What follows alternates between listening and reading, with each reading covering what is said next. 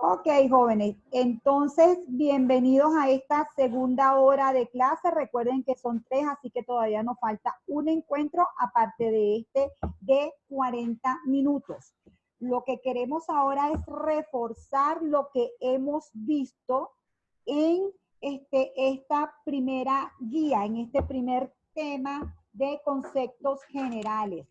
Recuerden, muchachones, que aquí lo más importante es que entiendan las variables y la relación de las variables macroeconómicas, es decir, el concepto de la variable, cómo está, y la,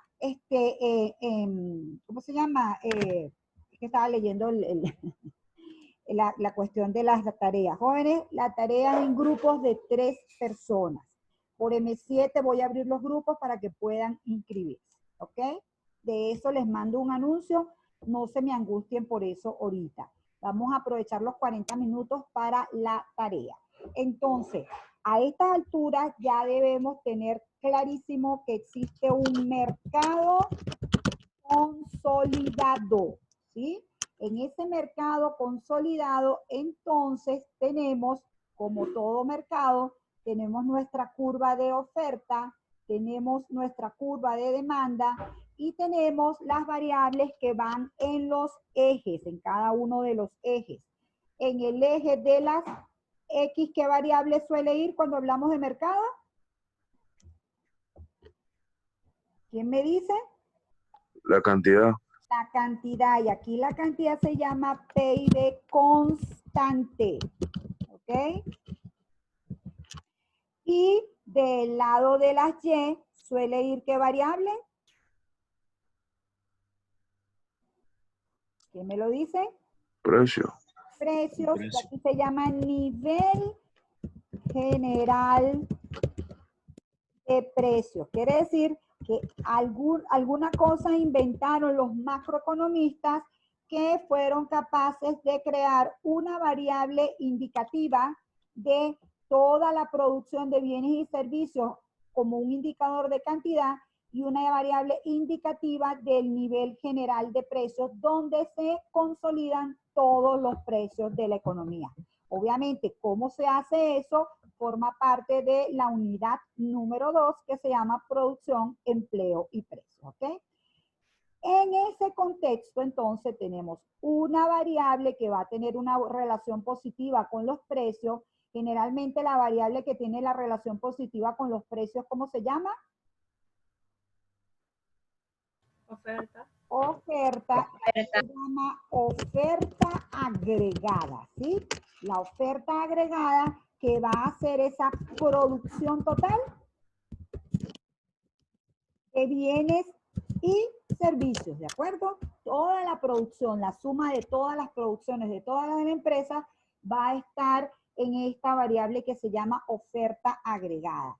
Y el indicador que permite obtener esa oferta agregada se llama Producto Interno Bruto, variable que vamos a ver cómo se calcula al detalle. Por ahora sabemos que el PIB es el valor total de la producción de bienes y servicios en el territorio nacional en un periodo de tiempo determinado, ¿ok?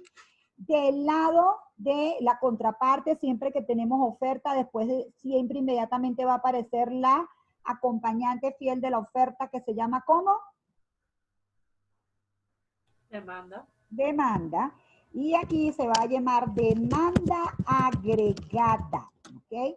Demanda agregada porque aquí hay la demanda de varios actores de la economía, ¿sí? La demanda agregada va a ser la cantidad que están dispuestos a gastar los hogares, las empresas, el gobierno y los extranjeros, ¿sí? Desde el punto de vista conceptual, diríamos que la oferta agregada es la cantidad total demandada por hogares, empresas, gobierno y extranjeros.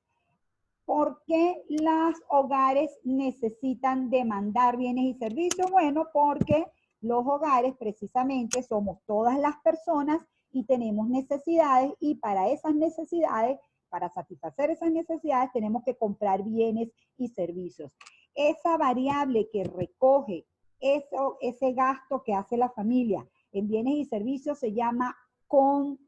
consumo, ¿sí? Entonces, el consumo siempre va a estar referido a los hogares, a las decisiones que toman los hogares en materia de compra de bienes y servicios. ¿Está bien? Luego vamos a tener a una variable que se llama G, gasto del gobierno. No se llama gasto público, se llama gasto del gobierno. Y ese gasto del gobierno incluye los gastos que hace el gobierno. Tiene que ver que tome las decisiones que toma el gobierno en materia de gastos, y el gobierno gasta en comprar bienes y servicios y pagarle a los empleados públicos. Con esos gastos el gobierno puede prever todo lo que tiene que ver con los servicios de educación, salud, seguridad y todos esos bienes o servicios que provea el Estado, no como empresa, ¿ok? Sino como Estado, bajo el concepto de Estado. Luego tenemos una tercera variable del lado de la demanda agregada que tiene que ver con esta I de inversión. Quiere decir que del lado de la demanda agregada vamos a tener a las empresas. ¿Y qué demandan algunas empresas? Y en líneas generales siempre va a haber alguna empresa que demanda bienes de capital. La empresa necesita comprar maquinarias y equipos para aumentar la capacidad de producción.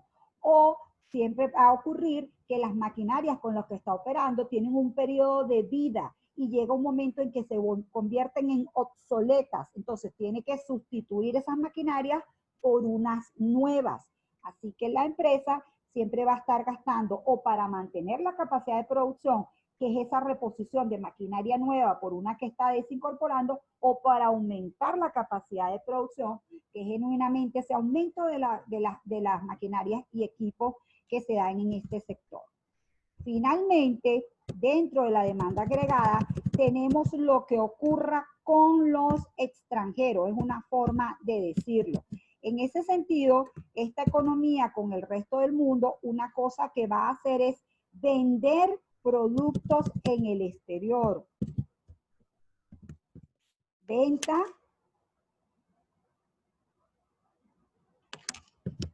al exterior, ¿sí? Y además, nosotros los locales, vamos a comprar productos desde el exterior. Entonces, como aquí el flujo es contrario, no es que ingresa dinero, sino que sale dinero, nosotros las importaciones que tiene que ver con la compra desde el exterior, ¿verdad? ¿Compra de qué? Siempre todo está centrado en los bienes y servicios, ¿verdad? Desde el exterior nos va a generar entonces esta variable que está aquí. Generalmente, uno le interesa, jóvenes, que la ecuación macroeconómica entonces nos quede planteada de la siguiente manera. PIB es igual al consumo más el gasto más la inversión más las exportaciones menos las importaciones. Entonces, es muy importante para mí que ustedes no me vean esta identidad macroeconómica como una simple ecuación donde aparecen variables, sino que me entiendan que aquí hay agentes económicos tomando decisiones, decisiones que entonces tienen trascendencia. ¿Cuál es la trascendencia de las decisiones que toman estos agentes económicos? Que en un año determinado, para aquí, para poner aquí que esto es ecuación macroeconómica, identidad macroeconómica, ecuación macroeconómica, vamos a llamarlo ecuación macroeconómica.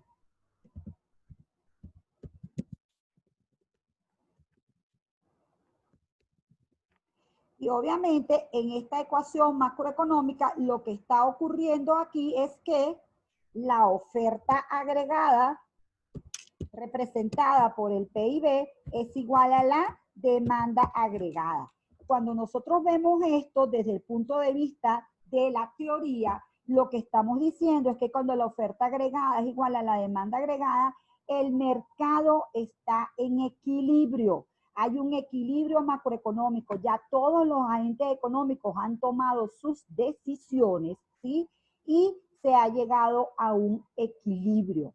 Este equilibrio se obtiene de todos los flujos de entradas y salidas que ocurren en el flujo circular de la renta. Se llega a esta ecuación que está aquí y a este equilibrio que está aquí. Luego demostraremos cómo ocurre eso más adelante.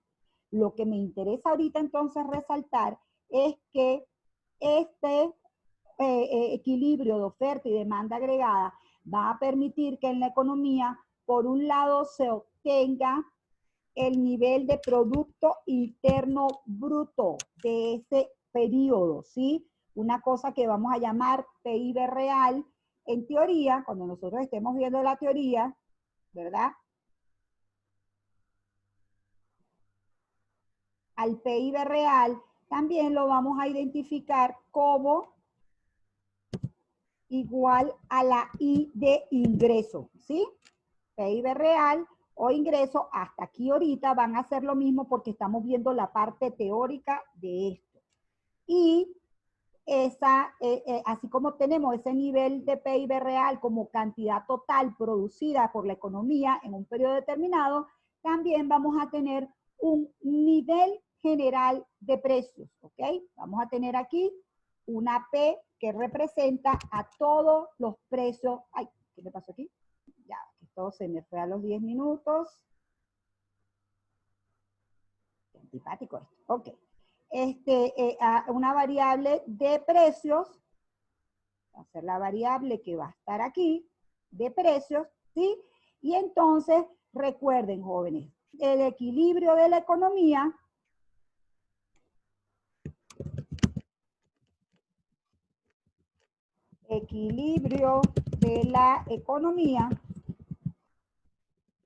se obtiene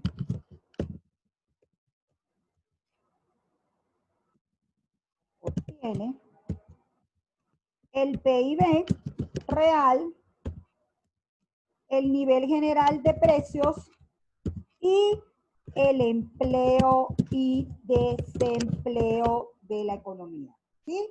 Todas estas son las variables principalísimas que tenemos aquí. ¿Sí me están entendiendo que esto va pegadito aquí? Ya va. ¿Qué pasó aquí? Como que lo perdí. ¿Estamos clarísimos en esto, jóvenes? Déjenme aquí. Sí, profe. Ok, aquí. Y bueno, aquí lo voy a señalar. Espero que lo entiendan. Vámonos aquí.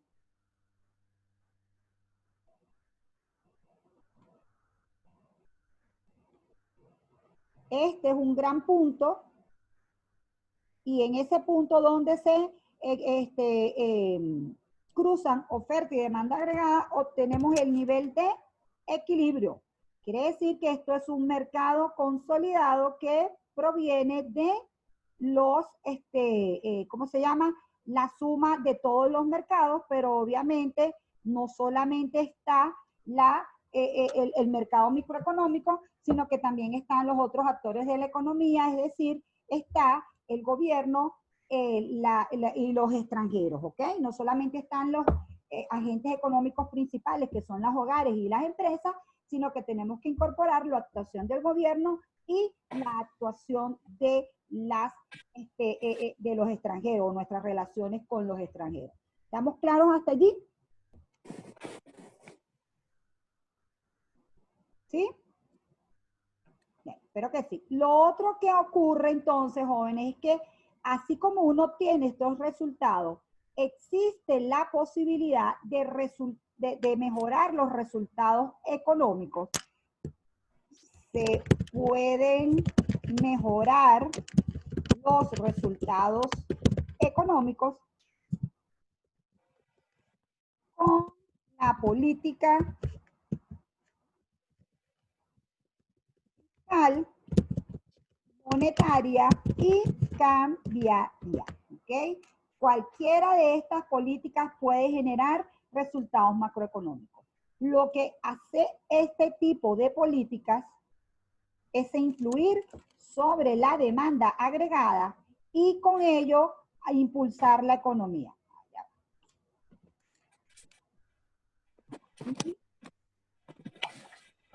No lo quiero hacer allá para que tengamos las cosas separaditas. Vamos a tener aquí la demanda. Vamos a tener aquí, acuérdense de apagar los micrófonos, por favorcito. Vamos a tener aquí la oferta, ¿sí? Y entonces usted puede tener este nivel que está aquí y lo que puede ocurrir es que usted se da cuenta que la economía está en depresión y entonces quiere impulsar la economía. Bueno, el objetivo que se busca es desplazar la curva de demanda agregada porque en ese nuevo punto vamos a tener un nivel de Producto Interno Bruto mayor al nivel del Producto Interno Bruto que teníamos antes, ¿sí? Y eso no va a ser inocuo para los precios, solo en un caso muy especial, que es el caso keynesiano extremo, no hay ningún efecto sobre los precios, pero lo real es que sí va a ocurrir un efecto sobre los precios y que entonces, si usted logra bajar, aumentar la economía, pues entonces usted va a tener un poquito de precio, ¿sí? A ver, pongámosle aquí las flechas que nos interesan. Ah, ya, me equivoqué de flecha. Ya, voy a buscar la que es. Aquí tenemos esto creciendo. Y aquí tenemos esto creciendo también, ¿sí? ¿Me están entendiendo? Estamos pasando, desplazando la demanda agregada y desplazando esa demanda agregada, logramos aumentar la producción. ¿Y cómo desplazamos esa demanda agregada? Lo que significa eso es que los demandantes empiezan a producir bienes y servicios para nada. Lo que significa es que las políticas que se ejecutan van a tener efectos sobre las variables de la demanda agregada y eso va a lograr este desplazamiento. Por ejemplo, en el caso de la política fiscal, ¿qué sucede? Bueno, en el caso de la política fiscal, nosotros vamos a tener el ingreso, ¿verdad? Y ese ingreso es lo que las familias van a destinar una parte al consumo, la mayor parte, y otra parte al ahorro. Esta producción de bienes y servicios genera un ingreso y las familias, o sea, la economía, la mayor parte la consume y la otra parte la ahorra. Cuando el Estado interviene con sus instrumentos, modifica el ingreso. Si él lo que hace es cobrar impuestos, eso va a generar una menor cantidad de ingresos y al generar una menor cantidad de ingresos va a haber un menor consumo y un menor ahorro. Eso va a hacer que la política fiscal sea contractiva y haya una reducción del consumo. Puede ser esa T de impuestos, ¿sí? Ahí nos vamos a ir relacionando con las variables esa T de impuestos. Puede ser al contrario que el gobierno, en vez de quitar a la economía, sea más lo que gaste. Esta variable que está aquí sea mayor. Eso va a generar un doble efecto. ¿Por qué? Porque el gobierno directamente tiene la capacidad de aumentar o de desplazar la demanda agregada cuando decide gastar más. Y además, si dentro de los gastos también hace transferencias, pues entonces va a aumentar el consumo. Por esas dos vías estimula lo que es la demanda agregada, si lo que quiere es una política fiscal expansiva o al contrario, si lo que quiere es una política fiscal contractiva, el desplazamiento de la demanda agregada sería hacia la izquierda. ¿Okay? En el caso de la política monetaria,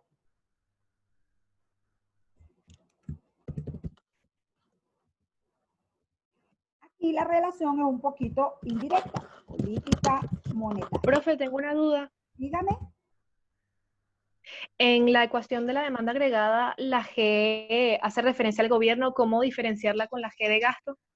Fíjate, esta es la G de gasto. Lo que yo te estoy diciendo es que una cosa es, vamos a aprovechar que me hiciste esa pregunta y abramos otra cosita aquí. Una cosa es Ok. G que es gasto del gobierno. Y esa siempre va a ser esta G, ¿sí? Nunca va a haber duda de que esa es esta G que está aquí. Y hay otra cosa, otra variable que se llama gasto público, ¿sí? Que este gasto público es el total del gasto del gobierno. ¿En qué gasta el gobierno? Gasta en esta G que está aquí, gasta en bienes y servicios, hace inversiones, ¿sí? Y da transferencias a la familia, ¿sí? Pongámosle los nombres. Gasto del gobierno, inversión pública,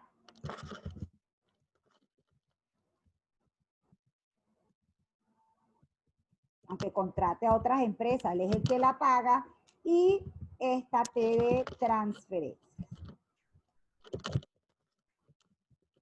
Esta es la variable con la que se saca el déficit fiscal, ¿sí? Con todos estos gastos que están aquí. Pero desde el punto de vista macroeconómico, esta G es esta que está aquí. Esta inversión va sumada con la otra inversión que se haga aquí, es la inversión total de la economía. Y estas transferencias van a los hogares. ¿De acuerdo? Sí, ya entiendo, gracias. Profe, yo Es no, importante entender esa diferencia. Dígame, joven. yo la segunda función del ingreso no la entendí, la Y de la política fiscal. Esto de Sí, ingreso disponible. Fíjate, justamente este es el proceso de redistribución de la renta. ¿Te acuerdas que dijimos que el gobierno se encarga de redistribuir la renta? ¿Qué significa eso? Que se genera un ingreso en la economía, ¿verdad? ¿Cuál dije yo que era la fuente para generar ingresos? ¿Quién me lo dice? ¿Cómo se genera el ingreso de la economía? impuestos, ¿Cómo? impuestos. No, el de la economía, no el del gobierno, el de la economía. Trabajo, ¿no? Hay que combinar capital y trabajo, hay que producir, ¿verdad? Y vender bienes y servicios, ¿no es así? Para producir bienes y servicios hay que combinar capital y trabajo, y el capital y el trabajo no están ahí por obra de arte, ¿verdad? Ellos están allí para generar un ingreso o un pago por su factor productivo. Eso quiere decir que a nivel macroeconómico, eso lo vamos a ver en el tema 2, es la combinación de trabajo y de capital lo que permite obtener la producción, y eso significa que hay una remuneración para el factor trabajo que se llama salario, tiene otro nombre en macroeconomía, pero no lo vamos a poner ahorita, y hay una remuneración para el capital, que lo vamos a llamar remuneración del capital. ¿Sí? Ya esta es la parte monetaria del asunto, o sea, aquí ya está la ganancia del empresario, aquí ya está la ganancia del trabajador y obtenemos el ingreso total de la economía. Ese ingreso, ¿para qué se obtiene? Bueno, la mayor parte es para consumir bienes y servicios. Acuérdense que el circuito microeconómico es la fuerza principal de la economía, ¿sí? Tenemos por un lado los oferentes y por otro lado los demandantes. Aquí ya con ese ingreso, y acuérdense que cuando vimos el flujo circular de la renta, en la parte de los hogares estaban todas las personas que comparten una renta. Estaba el dueño de la empresa, estaba el administrador de la empresa, el trabajador de la empresa, todas las personas, por eso se llama hogares. Del lado de las empresas lo que está es la figura jurídica. Esta es la institución que se encarga de producir y vender, ¿ok? O la organización, si le queremos decir un término más correcto. Entonces, repito, en macroeconomía ese ingreso o se destina al consumo o se destina al ahorro. Solo hay esos dos destinos. El ahorro, de hecho, se llama la parte del ingreso que no se consume. ¿Ok? Cuando el gobierno interviene en esta redistribución de la renta, pues entonces este ingreso sufre modificaciones. ¿Por qué? Bueno, porque hay una parte del ingreso que el gobierno se toma a través de los impuestos, ¿sí? Pero eso no va en una sola dirección. Hay una parte que también adiciona el gobierno vía transferencia. Entonces, hay que ver aquí quién es el efecto mayor, si lo que hace es gastar más que lo que saca de la economía por ingresos o viceversa, ¿sí? El caso es que esta situación aquí, lo que haga con los ingresos y con lo que haga con las transferencias, impacta el ingreso. Vamos a separarte esto aquí un poquito. Lo que haga con las transferencias impacta el ingreso. Velo esto como un movimiento de todas estas variables que están aquí. Y al impactar el ingreso, ya no es ingreso, sino ingreso disponible. Y entonces ese ingreso disponible, el que tienen los hogares y las empresas para consumir y para ahorrar. Sin el gobierno esta sería la relación, pero si el gobierno aplicó impuestos y dio transferencias, ahora esta es la relación, ¿sí? Entonces, en líneas generales, lo que ocurre en esta demanda agregada es que vamos a tener todo lo que pase en la variable consumo, todo lo que pase en la variable gasto, todo lo que pasa en la variable consumo, todo lo que pasa en la variable gasto, en la variable inversión o en la variable, vamos a ponerlo aquí como exportaciones netas para que también empiecen a verlo como exportaciones netas, que es exportaciones menos importaciones, va a impactar lo que suceda con esta curva, ¿sí? Y el Estado tiene una gran posibilidad de afectar el consumo y el gasto. Obviamente también la inversión cuando hace inversiones públicas, ¿de acuerdo? ¿Sí? O sea, al final tiene un gran poder sobre cómo manejar la demanda agregada. Repito, ¿qué ocurre cuando hay un empuje de la demanda agregada? Ocurre un desequilibrio aquí, entonces la demanda agregada va a ser mayor que la oferta agregada y los empresarios empiezan a ver que sus inventarios empiezan a desacumularse. ¿Quién me dice lo que son los inventarios? La mercancía que tienen las empresas. La mercancía que tienen las empresas acumulada precisamente para poder solventar las diferencias de producción. Es decir, las empresas tienen una mercancía allí y producen y venden. Puede ser que en un año venda mucho y entonces parte de la mercancía que tenía guardada la incorpore, o puede ser que venda poco y entonces se le acumule la mercancía. Cuando la demanda agregada es mayor que la oferta agregada, típicamente él ve que se desacumula la mercancía y se da cuenta que tiene que invertir más, que tiene que producir más, que tiene que contratar más mano de obra, que tiene que comprar más insumos y eso dinamiza la economía. Eso hace que se logre este desplazamiento que está aquí. Profe, una pregunta. Desde YESUT 1 hasta YESUT 2 en señal de que ha aumentado el ingreso. Dígame. Una pregunta. Todo estos cambios de desplazamiento yo lo puedo relacionar con la microeconomía, en lo cual nos llamaban cuando hay algo externo se desplaza la recta. Eso Fíjate, también no lo puedes asociar con la microeconomía en el sentido de que es la misma dinámica. Si esto no Ajá. fuera un mercado consolidado, sino un mercado individual, ponte tú el mercado de los celulares, aquí habría la cantidad de celulares y aquí habría el precio de los celulares. Donde la demanda y la oferta de celulares sean iguales, tú tienes la cantidad de equilibrio y el precio de equilibrio, ¿verdad? Ese precio de equilibrio como la gran señal. El precio de equilibrio es el único que produce movimientos dentro de las curvas, pero luego hay otros elementos que desplazan a la demanda y a la oferta de un bien. ¿Quién se acuerda cuáles son los otros elementos que pueden desplazar la demanda, por ejemplo, en un mercado microeconómico, un mercado individual? Las expectativas. Las expectativas, los gustos de los consumidores, el ingreso medio, ¿sí? O sea, hay variables allí que desplazan esa curva. Y del lado de la oferta, ¿cuáles son las otras variables que desplazan la curva? Tecnología. Típicamente los costos de producción, ¿ok? En el que está incluido la tecnología, que entren nuevos oferentes al mercado también, ¿verdad? ¿Sí? Las expectativas muchísimo, si son bienes agrícolas, el tema del clima, ¿sí? ¿De acuerdo? Entonces, a nivel macroeconómico, ya también vamos a tener, pero entonces son variables consolidadas. Aquí va a haber un PIB real representando el quantum de toda la economía, va a haber un nivel general de precios que se calcula de forma indirecta porque los precios no se pueden sumar y entonces donde se igualen demanda agregada con oferta agregada, vamos a tener un PIB y un nivel ¿cómo se llama? Un nivel general de precios y una ocupación de la economía. Va a haber un nivel de empleo y un nivel de desempleo que es el espejo del nivel de empleo, ¿ok?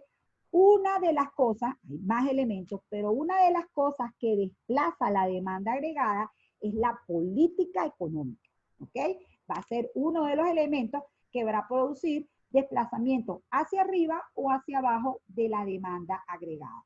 Típicamente los desplazamientos del lado de la oferta tienen que ver con la mayor incorporación de bienes o factores productivos, ¿ok? Eso va a generar un aumento, un desplazamiento de la oferta. Por ejemplo, un aumento del precio de los insumos también va a generar desplazamientos de la oferta, ¿ok? Porque acuérdense que aquí lo que está es el precio de los bienes finales, no de los insumos, ¿sí? Entonces, bueno, en ese sentido funciona así la macroeconomía, pero repito, aquí, por ejemplo, en el mundo microeconómico, ¿cómo se mantenía este equilibrio? ¿Quién me lo dice? Cuando los precios y las cantidades estaban en equilibrio. algo Son así. iguales, pero por ejemplo, si estábamos aquí arriba en esta parte, ¿qué ocurría? Fíjense que aquí típicamente esta es la demanda y esta es la oferta. ¿Qué pasa aquí arriba? ¿Cómo se llama este desequilibrio? Un exceso de oferta, no. Un exceso Exceso de oferta. Un exceso de oferta. ¿Qué ocurría? ¿Qué hacía equilibrar el mercado? Bajar los precios. Bajar los precios. Bajaban los precios, ¿verdad? Era un mercado donde el demandante era el que tenía la palabra y decía, bueno, sí, el demandante era el que tenía la palabra y decía, bueno, si tú quieres que yo compre más, pues entonces tienes que bajar el precio. Típicamente aquí abajo, ¿qué ocurría? Ahora esta es la Escasez, oferta sí. y esta es la demanda, quiere decir que había escasez en este nivel de precios que está aquí. Típicamente ahora, si los demandantes querían que el oferente ofreciera más, tenían que aceptar niveles mayores de precios, ¿sí? Entonces el precio se movía hasta conseguir la cantidad de equilibrio, aquella cantidad en la cual oferente y demandante, todos los que estaban interesadísimos en adquirir el bien, llegaban a un acuerdo. Por eso es que este es un punto donde se vacía el mercado. Todo potencial comprador consigue todo potencial vendedor. Recuerden que si yo llevo estas curvas para acá, de este lado va a estar el excedente del consumidor, de este lado el excedente del productor, y esto representa la zona donde excedente total, donde ganan todos los que están pactando a este precio de equilibrio. A nivel macroeconómico, ya este es un nivel total de precio, entonces que esto suba y baja no es lo que equilibra el mercado. Lo que equilibra el mercado es lo que ocurre con los desequilibrios de oferta y demanda agregada. La variable que se ajusta es la producción. Entonces, típicamente, cada vez que la demanda agregada sea mayor que la oferta agregada, lo que va a ocurrir es que va a aumentar la producción. ¿Por qué va a aumentar la producción? Porque el empresario se da cuenta que los inventarios se le están desacumulando y él va a aumentar su producción. Esta no es la mejor gráfica para explicar eso, sino que hay una que se llama cruz keynesiana, ¿ok? Por eso es que aquí no es tan fácil de representarlo. Luego, si es al revés, si es una situación en que la oferta agregada está por encima de la demanda agregada, el empresario ve que se le acumulan los inventarios y dice, no, no tiene sentido que siga produciendo y se ajusta a esta variable que está aquí, ¿sí? Una de las cosas que más mueve la demanda agregada es el tema de las expectativas, tremendamente. Lo que esperen los productores que va a pasar con el precio va a influir tremendamente sobre la producción, va a influir directamente en sus decisiones de inversión, ¿sí? O sea, típicamente, acuérdense, la empresa está representada de este lado de la demanda por la inversión.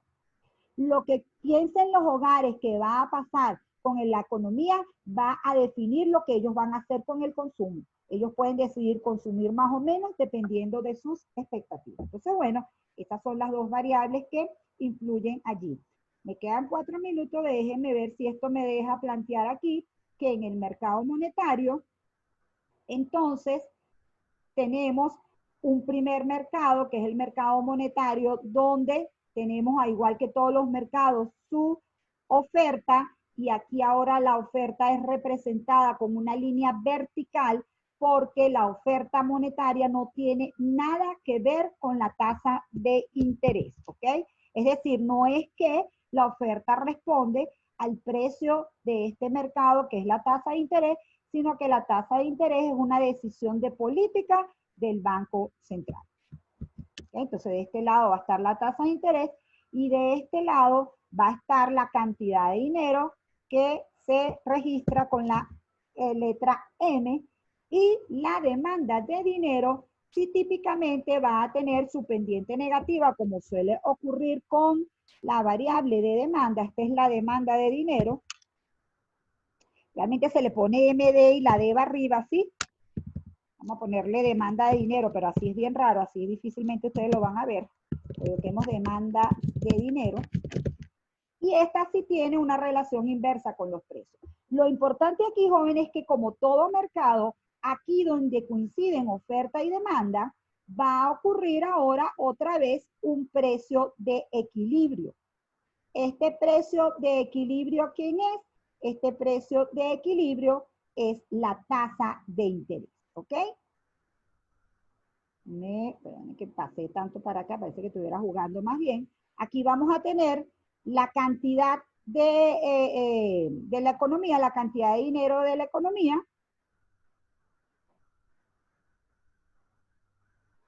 De alguna manera la cantidad de equilibrio.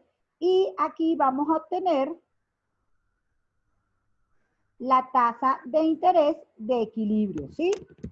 Entonces, fíjense lo que sucede con la política monetaria. La política monetaria es la decisión del Banco Central de decir, bueno, yo quiero apoyar el crecimiento de la economía. Entonces, yo voy a lanzar más dinero a la calle, ¿sí?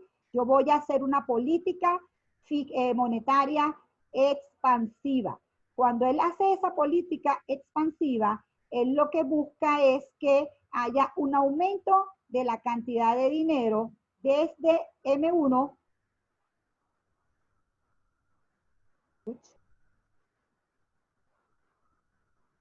desde M1 hasta M2. ¿Y qué sucedería ahí con la tasa de interés, jóvenes? ¿Qué va a pasar ahí con la tasa de interés? ¿Quién me lo dice? Disminuye. La tasa de interés va a disminuir. Resulta que esta variable, tasa de interés, es la variable, ¿sí? Esta variable tiene una relación importantísima con la inversión. Hacer el costo del dinero, nosotros podemos tener en una gráfica donde va a estar la tasa de interés y va a estar la inversión. Ya dijimos que era la inversión. ¿Qué es la inversión, jóvenes? Uy, me queda un minuto. La inversión es el gasto de las empresas en bienes y servicios, y esta típicamente es una función que tiene una pendiente negativa, porque mientras más alto sea el costo del dinero, mientras más alta sea la tasa de interés, menos incentivados van a estar los empresarios a invertir. El caso es que cuando esta tasa de interés baja, ¿sí? Cuando esta tasa de interés baja, ¿qué va a ocurrir con la inversión? Va a aumentar. La inversión va a aumentar. Ese aumento de la inversión